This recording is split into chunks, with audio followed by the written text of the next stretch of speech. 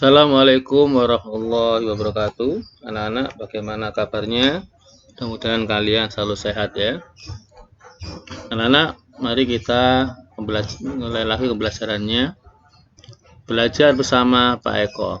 Apa yang akan kita pelajari hari ini, anak? Kalian perhatikan baik-baik video pembelajaran berikut. Ya, yang kita pelajari saat ini adalah tema 1, subtema 3, PB5. Baik, kita lanjutkan. Kalian perhatikan baik-baik ya. Nah, anak-anak, kalian perhatikan di sini kita sedang berada di satu tempat yang mana tempat itu banyak airnya ya. Ini wilayah yang disebut rawa-rawa ya.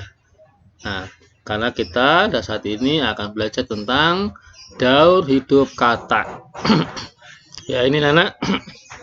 Kalau sebelumnya kita mempelajari tentang daur hidup pada ikan ya, ikan sudah kita pelajari, terus juga daur hidup pada kupu-kupu ya. Sekarang kita belajar tentang daur hidup pada katak. Bagaimanakah daur hidup pada katak? Di sini disampaikan bahwa daur hidup katak dimulai dari telur. Berarti katak ini berkembang biak dengan cara bertelur, sebagaimana ikan, kupu-kupu itu juga berkembang biak dengan cara bertelur. Nah, katak mengalami perubahan bentuk yang sangat berbeda. Ya, pada daur hidup katak ini ada berbagai perubahan bentuk ya. Jadi pada saat perkembangannya nanti katak itu akan mengalami perubahan bentuk yang sangat berbeda. Sebagaimana pada daur hidup kupu-kupu. Kupu-kupu itu dimulai dari telur. Ketika telur kupu-kupu menetas, ternyata tidak bisa langsung jadi kupu-kupu. Masih melalui perkembangan pertumbuhan yang pertama adalah menetas menjadi ulat. Setelah itu kepompong dan akhirnya jadi kupu-kupu. Begitu juga pada katak. Katak juga mengalami perubahan bentuk yang sangat berbeda. Karena kita perhatikan apa saja perubahan bentuk yang dialami oleh katak. Ya, daur hidup katak dimulai dari telur. Ya, ini anak gambar telur. Ya, ini gambar telur katak. Ini ada di dalam air, anak-anak. Jadi katak itu ketika bertelur itu di air. Dan akhirnya telurnya ini menetas ada di dalam air. Ya, kalian perhatikan telurnya ya, telurnya sangat banyak sekali di sini, bergerombol dan cukup banyak. Perkembangan berikutnya, anak-anak. Ketika telur ini menetas, ternyata telur itu tidak langsung jadi katak, tapi menjadi berudu. Ya, ini ya perkembangan ya pada katak ketika telur itu menetas itu menjadi berudu ya, seperti ini gambarnya. Kalian perhatikan di video ini. Nah, ini berudu ya, mirip dengan ikan kecil ya. Jadi ini ada di dalam air ya. Jadi katak itu ketika bertelur itu akan mencari air dan telurnya disimpan di dalam air. Maka ketika menetas, maka berudu-berudu itu ada di dalam air ya. Berudu berkembang terus, dan perkembangan berikutnya berudu menjadi katak muda yang mempunyai ekor. Nah, ini perhatikan anak-anak, di sini ada videonya. Ini ada katak yang kecil dan punya ekor ya. Setelah beberapa hari kemudian katak yang berekor ini keluar dari air mencari tempat yang tidak ada airnya. Nah, ini katak kecilnya ini ya. Ini sudah jadi katak kecil. Yang awalnya katak tadi itu katak muda yang masih berekor ya. Setelah beberapa hari kemudian katak itu menjadi katak yang sempurna, tapi katak yang masih kecil. Ini masih ada ekornya. Ya. Pada perkembangan berikutnya, nah, katak muda berkembang menjadi katak dewasa. Nah, ketika sudah jadi katak dewasa, maka katak tersebut tidak memiliki ekor. Dan begitulah anak-anak daur hidup katak ya, dimulai dari telur, menetas jadi berudu, berudu, berkembang menjadi katak berekor, berkembang lagi menjadi katak dewasa, dan bertelur kembali, dan terus setelah menetas telurnya menjadi berudu, dan berlangsung terus-menerus seperti itu. Jadi beginilah daur hidup katak, ya. Nah, kita lanjutkan sekarang, anak-anak. Yang sudah kita pelajari, anak-anak, yaitu pertumbuhan kupu-kupu dan katak, ya. Pertumbuhan kupu-kupu dan katak ini hampir sama semuanya, yaitu apa? Mengalami pertumbuhan yang berubah bentuk, ya.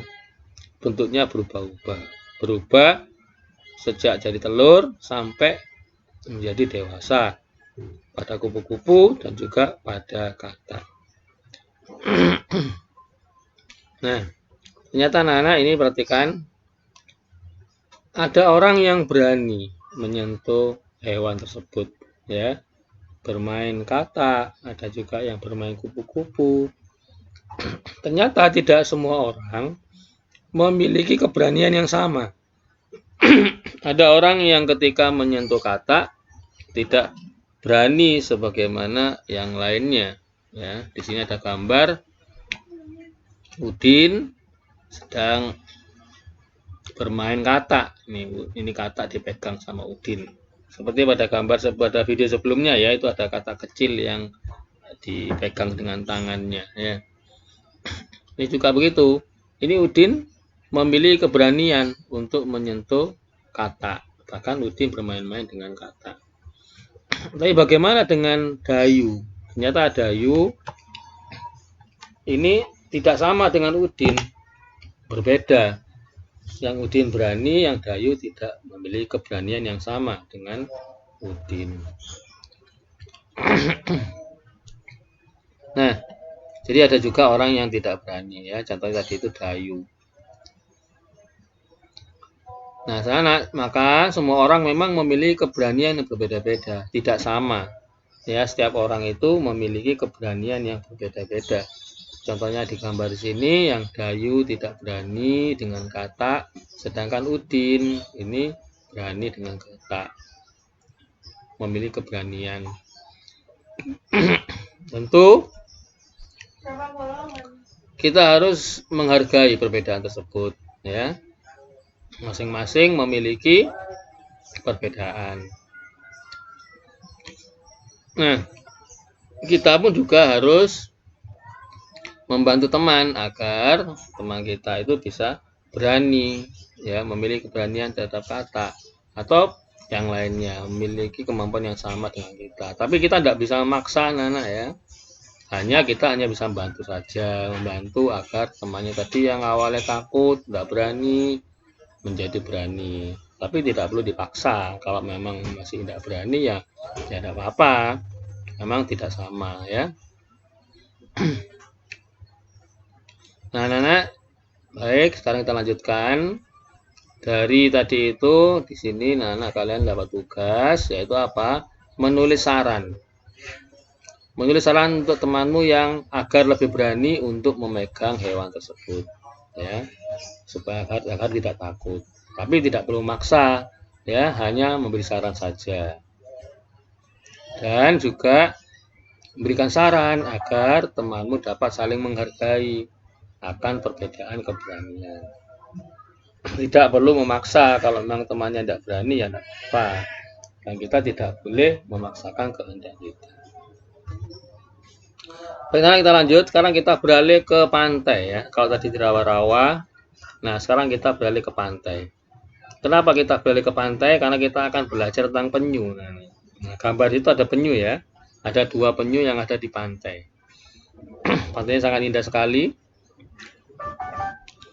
Penyu, anak, itu juga berkembang biak dengan cara bertelur, ya. Sama dengan katak bertelur. Terus ada ikan itu juga bertelur, ayam juga bertelur, kupu-kupu juga bertelur. Begitu juga dengan penyu. Penyu ini juga berkembang biak dengan cara bertelur.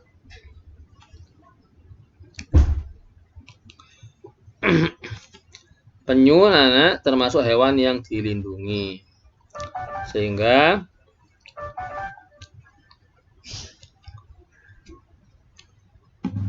dibuatkan penangkaran ya untuk melindungi hewan penyu. Jadi cara melindungi hewan ini, melindungi penyu, dibuat sebuah penangkaran ya, untuk agar penyu ini tidak punah.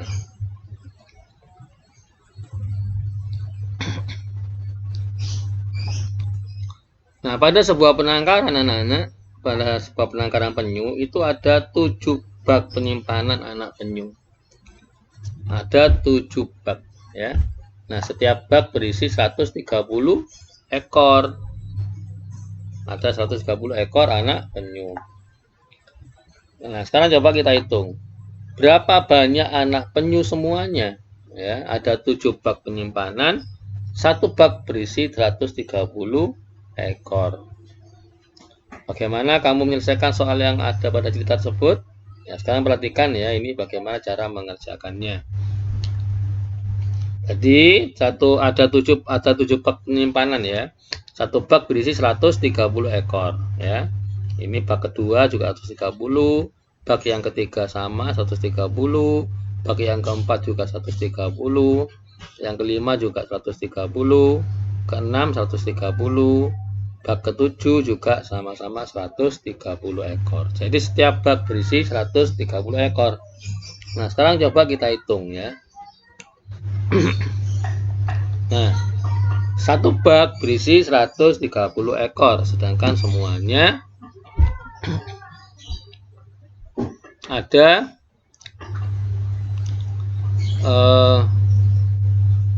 7 bak ya. Nah, bagaimana kita menghitungnya? Nah, perhatikan. Satu bak ini 130, ada berapa bak? 1, 2, 3, 4, 5, 6, 7. Berarti ada 7 bak, berarti ada 7 kali ya. Ada berapa kali? 7 kali. 1, 2, 3, 4, 5, 6, 7. Ada 7 kali. 7 kali berapa ini? 130-nya ini ada berapa? Ada 7 ini. 1, 2, 3, 4, 5, 6, 7. Berarti bisa ditulis 7 kali 130. Berapakah hasilnya? Nah, hasilnya nanti bisa kalian hitung sendiri ya. Nah, untuk menghitungnya sudah tahu caranya kan? Sebelumnya pada pembelajaran sebelumnya sudah kita pelajari ya. Baik anak, pembelajaran kita kali ini sekian dulu. Kita lanjutkan pada pembelajaran berikutnya pada waktu yang lain. Sekian, assalamualaikum warahmatullahi wabarakatuh.